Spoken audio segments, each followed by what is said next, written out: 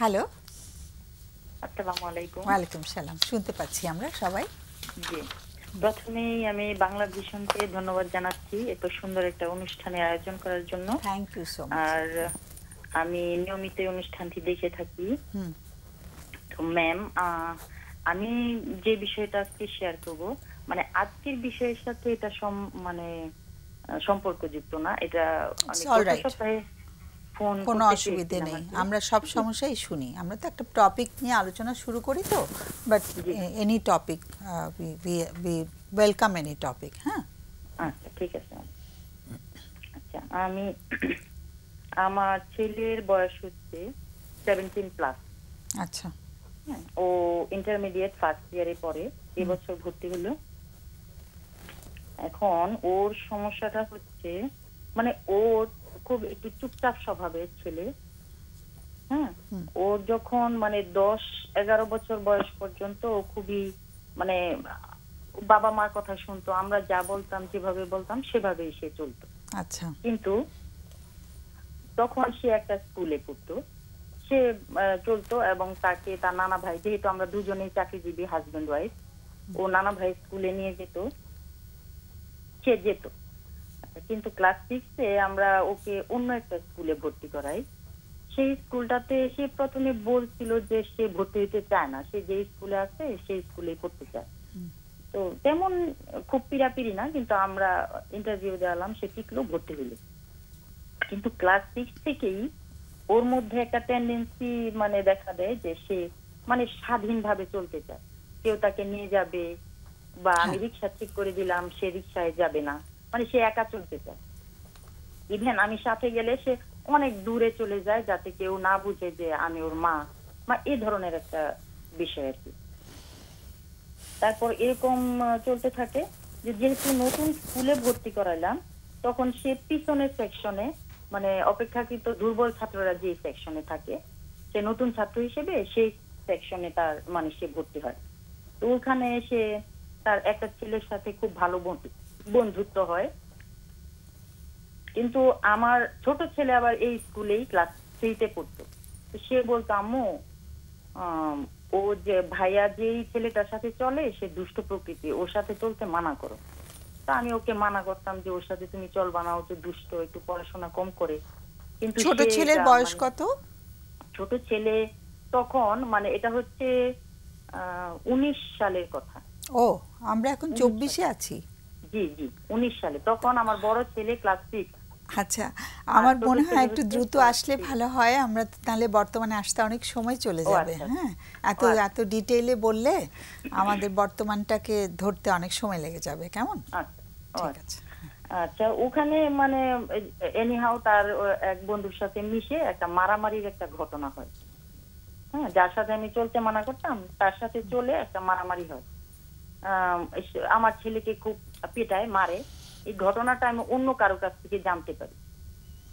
আচ্ছা, এবং এখন ছেলের বয়স কত? এখন হচ্ছে 17+, 17, 17.5 বয়স। এখন ইন্টারমিডিয়েটে ফার্স্ট ইয়ারে পড়ে। আচ্ছা, আর যেটা আমরা প্রথম দিকে শুনলাম যে একদম শেষের দিকে আছে, তখন ক্লাস 6 এর কথা বলছিলাম। আমরা ক্লাস 6-এর কথা শুনছিলাম। হ্যাঁ, জি আমরা একটু বর্তমান সময়ের কথাটা শুনে যদি দরকার আচ্ছা হয় পেছনের কথা আচ্ছা শুনে নেব, ও কেমন? আচ্ছা আচ্ছা, নাহলে ওকে অনেক ম্যাম। সময় চলে যাবে আমাদের। কেমন? জি জি আচ্ছা। আমরা একটু না, বর্তমানে কি হচ্ছে এটা একটু শুনে নিই আগে। বর্তমানে হচ্ছে কি, মানে আমি মা হিসেবে, মানে আমি মা হিসেবে ওর কাছে খুবই অপছন্দনীয়, এবং আমার সাথে ওর সম্পর্কটা মানে খুবই খারাপ, আচ্ছা। এরকম বিষয় আর কি। এবং সে কোনো কিছুই আমার সাথে শেয়ার করে না। এখন হচ্ছে সে কলেজে ভর্তি হয়েছে, সে আগে বিজ্ঞান বিভাগে ছিল, সে এখন মানবিক বিভাগে পড়বে। ঠিক আছে, পড়ো। আমরা যে কলেজে ভর্তি করাতে চাইলাম হইলো না, তার মন মতো কলেজে সে ভর্তি হলো। এখন সমস্যা হচ্ছে সে কলেজে যায় না এবং ক্লাস করে না। আচ্ছা। সপ্তাহে হয়তো একদিন যায়, আবার মাঝে মধ্যে যায়, সে বলে যে আমি বাতাস খেতে গেছিলাম, মানে ক্লাস করে না। জিজ্ঞেস করলে সে বলে যে আমার ক্লাস করতে ভালো লাগে না। আচ্ছা। মানে পড়াশোনায় তার কোনো মনোযোগ নাই।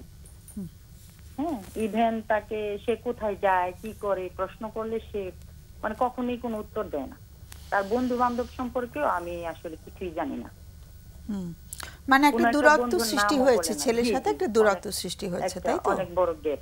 হ্যাঁ, এবং এই দূরত্বটা তো ধীরে ধীরে হয়েছে, মানে কোন সময় থেকে সবচেয়ে বেড়ে গেল দূরত্বটা? ক্লাস 8 থেকে। ক্লাস 8 থেকে। জি, আচ্ছা, মানে ওকে। ওর বিভিন্ন বিষয়ে মানা করলে সে রিয়েক্ট করতো, এবং হ্যাঁ। এখন এমন একটা পর্যায়ে আমি কোনো বিষয়ে যে সে রাতে বাইরে যাবে, না তুমি বাইরে যেতে পারবে না, রাতে বাইরে থাকতে পারবে না, মানে 10টা 11টা পর্যন্ত রাতে।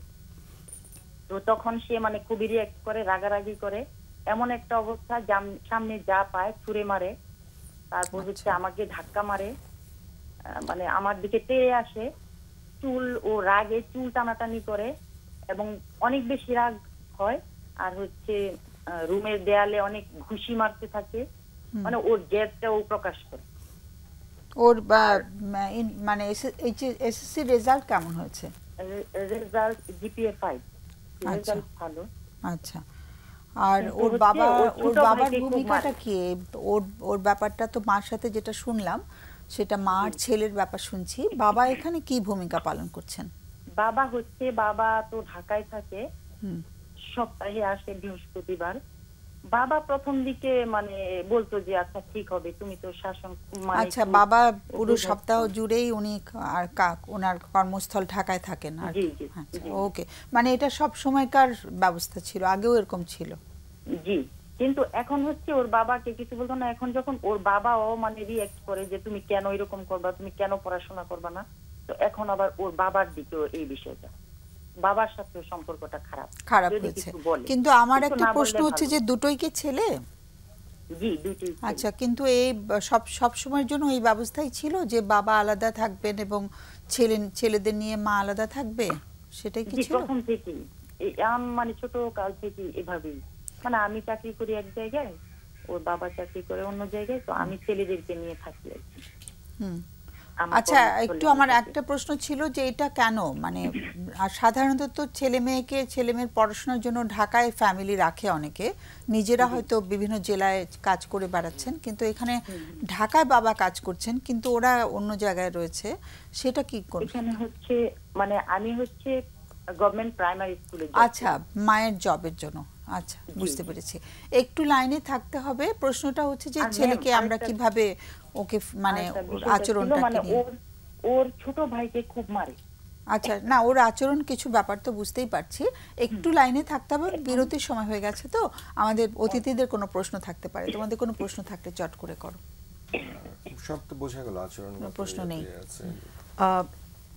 আপা, জি, আমি যদি আপনি একদম আমাদের এক সময় নাই মিনিট। তো খুব চট করে আপনি বলবেন, যদি ছেলেটাকে প্রশ্ন করতাম যে তোমার মায়ের মধ্যে কোন কোন পরিবর্তন হলে তুমি মার সাথে আরো স্বাচ্ছন্দ্য বোধ করতা, তাহলে আপনার ছেলেটা কি উত্তর দিত? আপনি চটচট করে এক লাইনে করে 3টা পয়েন্ট বলেন কাইন্ডলি। সে বলে যে আমি সবকিছুতেই ওর সবকিছুতে আমি বাধা দিই, নেগেটিভ কথা বলি। তাহলে বাধা না দিলে? বাধা না দেওয়া, নেতিবাচক কথা বাধা না না বলা। দেওয়া। আর জি, জি, নেতিবাচক, এটাই মেইনলি সমস্যা হচ্ছে, এটাই। এই একটা কথাই বলতেন ছেলেটা? আচ্ছা, জি, আর বলতে হয়তো যে আমাকে খুব বেশি মানে বকা দেয়, বা আমি অনেক কিছু বললে যে পড়াশোনা করো না, তোমার ভবিষ্যৎ অনেক খারাপ, তখন সে বলে যে আমি অভিশাপ দেই তাকে, মানে এই অভিশাপ ধরনের। দেয়। কোন কোন শব্দটাকে উনি অভিশাপ মনে করেন? যে তুমি যে পড়াশোনা করছো না, ভবিষ্যতে দেখা যাবে তুমি সবার হ্যাঁ, মানে পিছনে পড়ে আছো, ঠিক তুমি- আছে। তুমি সমাজে আচ্ছা, কোনো অনেক মূল্যায়ন ধন্যবাদ পাবে না। অনেক অনেক ধন্যবাদ। আমরা বিরতিতে চলে যেতে হচ্ছে আমাদের, আমরা বিরতি থেকে এসে বিষয়টি নিয়ে আলোচনা করব, কেমন? আচ্ছা আমাদের ম্যাম, মানে এটা কি কোনো মানসিক আমরা সমস্যা কিনা? বিরতি থেকে এসে আমরা এই বিষয়টা নিয়ে আলোচনা করব, কেমন? এটা কি কোনো মানসিক সমস্যা কিনা সেটা আমরা আলোচনা করব। অনেক অনেক ধন্যবাদ ফোন করার জন্য মকসুদ। ওকে, থ্যাংক ইউ। মা যখন কথা বলছিলেন কতগুলো মানে এভিডেন্স অথবা সত্য তথ্য দিয়েছিলেন কিন্তু খুব সুন্দর করে, যেমন উনি খুব মন খারাপ করে বলছিলেন যে 10-11 বছর পর্যন্ত সব কথা শুনতো, মানে খুবই অবিডিয়েন্ট এবং বাধ্য ছিল, এবং এরপরে ক্লাস 6-এ মানে 11-র পরে যখন গেল তখন তার কিছু পরিবর্তন আসলো, এবং 17-তে এসে পুরোই তার সাথে একটা কানেকশন গ্যাপ হলো। তো আমরা যারা শিশুদের নিয়ে কাজ করি তাদের এই বয়সন্ধির পরিবর্তনগুলো আসলে এইভাবেই আসে, কিন্তু আমরা অনেক সময় আছে এটা প্রপার ওয়েতে হ্যান্ডেল করতে পারি না বলে উনি পরবর্তী যে কথাগুলো বলছে, আঘাত করছে নিজেকে, অন্যকে আঘাত করার চেষ্টা করছে, মার সাথে একটা দূরত্ব বেড়ে গেছে, এই সব কিছু হচ্ছে একটা ফলাফল আর কি। আমরা কিন্তু এই ফলাফল দেখে আতঙ্কিত হই, কিন্তু এটা দেখে আসলে আমরা যদি ভয় পাই, আতঙ্কিত হই, তাহলে কিন্তু এটার কোনো সমাধান হবে না, কারণ এগুলো কোনো না কোনোভাবে ক্রিয়েট বা সৃষ্টি হয়েছে ওর মাঝে। তো প্রথম কথা হলো যে বয়সন্ধিকালের অনেক ধরনের পরিবর্তন হয়। আমরা কাজ করতে গিয়ে একটা কথা বলি যে যেখানে কোনো কানেকশন নাই সেখানে কোনো কারেকশন হয় না।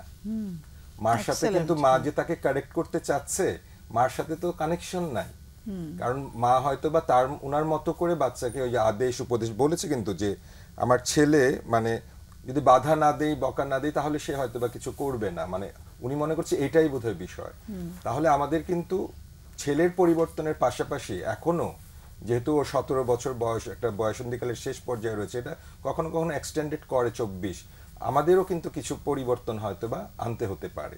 তো বাচ্চার রিয়াকশনগুলো আমরা দেখে আমরাও যদি রিয়াক্টেড হয়ে যাই, তাহলে এই জায়গাটা কিন্তু খুব একটা পরিবর্তন হবে না। তো আমরা এই ক্ষেত্রে আরেকটা জিনিস বলি যে এই বয়সের শিশুরা সাধারণত আদেশ, উপদেশ, নিষেধ এই বিষয়গুলো সরাসরি আসলে গ্রহণ করতে চায় না। তাদের এই বিষয়গুলো স্ট্রাকচার করা যায়, কিন্তু আগে কানেকশনটা তৈরি করতে হবে। যেমন উনি বলেছিল যে একদম ছোট বয়সে ছোট ছেলেটার একটা মেসেজ যে ভাইয়া বন্ধুর সাথে, খারাপ বন্ধুর সাথে মিশতেছে, তার কাছ থেকে কিন্তু আমরা নিলাম, ছোট ছেলেটার কাছ থেকে। এবং আজকে এসে কিন্তু উনি বলতেছে ছোট ভাইটাকে আঘাত করে, তার মানে ওকে আমরা কাজ করিয়েছি গোয়েন্দার, মানে কিন্তু সরাসরি তো আমরা তাকেই জিজ্ঞেস করতে পারি যে তোমার জীবনের বা তোমার বন্ধু বান্ধব, আমরা কিন্তু সেই কানেকশন গুলো কিন্তু তার কাছ থেকে তৈরি করতে পারি। আজকে কিন্তু কোনোভাবে কম্পারিজন অথবা ছোট ভাইয়ের কাছে এই ধরনের একটা জায়গা তৈরি করেছে বলে তার সাথে তার একটা দ্বন্দ্বের জায়গা তৈরি হয়েছে। তো আমরা যেটাকে বলি এখানে মনস্তাত্ত্বিক অর্থাৎ মানসিক জায়গা থেকে আমাদের অনেক কিছু করার আছে। তবে এটা ঠিক যে যদি নিজেকে আঘাত করা বা অন্যকে আঘাত করার এই মাত্রাটা বেশি হয়ে যায়, আমরা বলি এটার একটা লেভেল আছে, একটা মাইল্ড বা অল্প মেয়াদি, দীর্ঘমেয়াদী বা একদম চূড়ান্ত পর্যায়ে চলে যায়। তো এইটা যদি খুব বেশি হয়ে যায় তখন আমাদের একটু কনসার্ন হয়। উনি শেষে যে প্রশ্ন করেছিল মানসিক কোনো বিষয় আছে কিনা, আমরা ওইভাবে ভয় না পেয়ে একজন প্রফেশনালের মাধ্যমে এটার একটা স্ক্রিনিং করিয়ে নিতে পারি যে ও আসলে কোন লেভেলে রয়েছে। তার বাইরে হচ্ছে যে আমাদের মা বাবা হিসাবে তার সাথে এই বয়সন্ধিকালের কিছু চ্যালেঞ্জ মোকাবেলারও কিছু কিছু দক্ষতা রয়েছে, কৌশল রয়েছে। আমরা কিন্তু সেই বিষয় নিয়েও একজন দক্ষ, আজকে যেমন উনি কথা বলেছেন, একটু গিয়ে কথা বললে ওনার চ্যালেঞ্জটাও কমবে। আরেকটা হচ্ছে যেটা আমার কাছে মনে হয়েছে যে সন্তান কিন্তু মা বাবার দুজনেরই রেসপন্সিবিলিটি রয়েছে। একজন মা হিসেবে উনি জব করছেন এবং বাচ্চা দুটাকে দেখছেন, দুটো ছেলে বাচ্চা আছে, তাদের বয়সটা ডিফারেন্স আছে, চ্যালেঞ্জটা কিন্তু একটু ভিন্ন আছে। এবং বাবা একদিন আসে বলছে খুব একটা যে রেসপন্সিবিলিটি ইন এ সেন্স আমি বলছি, সেই জায়গাটারও খুব একটা কিন্তু মানে দেখলাম না যে ওইভাবে বলছেন। উনি আসছেন হয়তো বা ওনাকে আবার দোষারোপ করছেন যে না ঠিক হয়ে যাবে, কিন্তু বাবা মা দুইজনের রোলটা কিন্তু এখানে অনেক বেশি মুখ্য হবে। এবং তাদের মাঝে যদি এই বাচ্চার ম্যানেজমেন্টের, শিশুদের ম্যানেজমেন্ট নিয়ে কোনো বৈপরীত্য থাকে, মানে মা একটা বলছে বাবা আরেকটা বলছে এতদিন পরে, তাহলেও কিন্তু সেটা বাচ্চারা অনেক সময় সুযোগ নেয় আমরা বলি। তো বাচ্চাদের এই জায়গাতে আমার মনে হয় যে প্যারেন্টিং এর যে ইস্যুটা আমরা বলি, মা বাবার কিছু বিষয়কে আসলে এই বাচ্চার চ্যালেঞ্জের জন্য আমরা কিন্তু নিতে পারি। আর পজিটিভ হচ্ছে বাচ্চা কিন্তু সবকিছুর পরে ভালো রেজাল্ট করছে, মা বাবা অনেক সময় চিন্তিত হয়, কিন্তু এখন কিছু জায়গায় হয়তো বা সে এই যে কানেকশনটা ছুটে গেছে রাগ ক্ষোভ থেকে, হয়তো বা সে কলেজে যেতে চাচ্ছে না বা এই ধরনের কথা বলছে। তো আমি বলবো যে ওর যেমন একটা ইন্ডিভিজুয়াল যদি একটু স্ক্রিনিং করিয়ে নেওয়া যায় কোনো একজন প্রফেশনাল সাইকোলজিস্টের মাধ্যমে, তাহলে ওনারা একটু দুশ্চিন্তা মুক্ত হতে পারবে, অত বেশি ভয় না পায়। আর ওনাদের কিছু টেকনিক্স আমরা বা টুল যদি ওনারা জানতে পারে তাহলে এই ম্যানেজমেন্টটা সহজ হবে। আসলে এখানে বাবাকেও দরকার আছে অবশ্যই, ফ্যামিলি থেরাপির থ্রুতেই কাজ করতে হবে। ছোট ভাইটাকেও ছোট ভাইটাও পার্টিসিপেট করলে খুব ভালো হয়, গোটা ফ্যামিলির সঙ্গে কাজ করতে হবে, কাজ করার সুযোগ রয়েছে। সেটাই। মকসুদ ভাইয়ের সাথে আমি পুরোপুরি একমত। সাথে ছোট্ট একটুখানি অ্যাড করতে চাই, মকসুদ ভাই যে খুব সুন্দর করে বললেন যে কানেকশন তৈরি করতে। তো উনি যে মা যে দেখছেন, মা আশা করি বুঝতে পারছেন, এবং সমস্ত মায়ের জন্যই বলছি যে একটা ধাপ পার হচ্ছে ছেলেটা, একটা ট্রানজিশন পার হচ্ছে, যেটা এত গুরুত্বপূর্ণ যে এই সময়টায় এই যে ভাইয়া যেটা বলেন যে কানেকশন তৈরি করা, এখানে দুটা জিনিস খুব অবশ্যই ওনাদের মাথায় রাখতে হবে। একটা হচ্ছে ভাষা প্রয়োগ, ভাষার ব্যবহার। ছেলেটা যখন মনে করছে যে মা আমাকে অভিশাপ দিচ্ছে, এই জায়গাটা মানে অতিরিক্ত গুরুত্বপূর্ণ, ছেলেটার সাথে একদম পুরা দূরত্ব তৈরি হয়ে যাচ্ছে। তো ভাষা প্রয়োগের ক্ষেত্রে এমনভাবে ভাষা প্রয়োগ করা দরকার যেন বাচ্চা অভিশাপ বোধ না করে, দোষারোপ বোধ না করে, ইতিবাচক শব্দ ওনার কনসার্নটা উনি প্রকাশ করতেই পারেন, মায়ের টেনশনটা উনি প্রকাশ করতে পারেন। তো মা এমন ভাষায় বলবেন যে আমার চিন্তা হচ্ছে তুমি যদি রাত করো, আজকাল দেশের অবস্থা ভালো না। এই যে আমার চিন্তা হচ্ছে, এইভাবে করে যদি উনি কথা বলেন এবং যে কোনো কিছু ভবিষ্যতে তুমি পিছিয়ে পড়ে থাকবা, ভবিষ্যতের এই ধরনের কথাগুলো এভাবে করে বলাটা বাচ্চার উপর তো নেতিবাচক প্রভাব ফেলছে, এটা একটা ভাষার ব্যবহার। আর দ্বিতীয় হচ্ছে, আমি অনুমান করছি যে এরকম একটা সম্পর্ক যে মা সারাক্ষণ নিষেধই করছে, কোনো প্রশংসা, বাচ্চাটা যদি 1 মিনিটের জন্য একটা ভালো কিছু করে তাহলে সেখানে কোনো প্রশংসা নাই। তো ছেলেটার মধ্যেও একটা তৈরি হয়ে গেছে যে হ্যাঁ আমার সব কিছুতেই দোষ, আমার সব কিছুতেই হয়তো ছোটবেলা থেকে এরকমটাই হয়ে আসছে যে 10টা নিষেধের মধ্যে মা চাইলে 3টা কম করতে, 4টা কম করতে পারতেন, কিন্তু এখন ছেলেটা তিতা হয়ে গেছে। তো এখানে আমি বলবো যে মকসুদ ভাই যা যা বলেন সবকিছুর সাথে আমি আসলে একমত। খুব ভালো হতো বাবাও যদি শুনতেন প্রোগ্রামটা, বা হয়তো মা উনি শেয়ার করতে পারেন যে আজকে এরকম আলাপ হলো। তো আমরা আশা রাখতেই পারি, এটা মকসুদ ভাই বলছিলেন ভয় না পেয়ে, ভয়ে আসলে কোনো কিছু নাই, আমরা আশা রাখতে পারি উনি চাইলে কোনো মনোবিজ্ঞানের সাথে কথা বলতে পারেন। না আসলে আমিও যেটা মাকসুদের পয়েন্টটাকে একটু পিক করে বলতে চাচ্ছি যে মানে ছেলে বাচ্চার জন্য বাবার উপস্থিতিটা বেশি দরকার হয়। কেন ম্যাডাম আপনি ছেলে বাচ্চা বললেন? যে কোনো বাচ্চার জন্য না, বিশেষ করে জেন্ডারটা সেম তো, মানে ছেলে বাচ্চার পরিবর্তনটা বাবা বুঝতে পারেন ভালো আর কি। কৈশোরে যখন পা দিচ্ছে, মানে একটা ছেলেকে যতটা ভালো বুঝবে একটা মা, কিন্তু তার পক্ষে ওটা একটা তার মেয়ে সন্তানকে তিনি হয়তো কিছুটা বোঝেন। Gender has an important role to play here আর কি।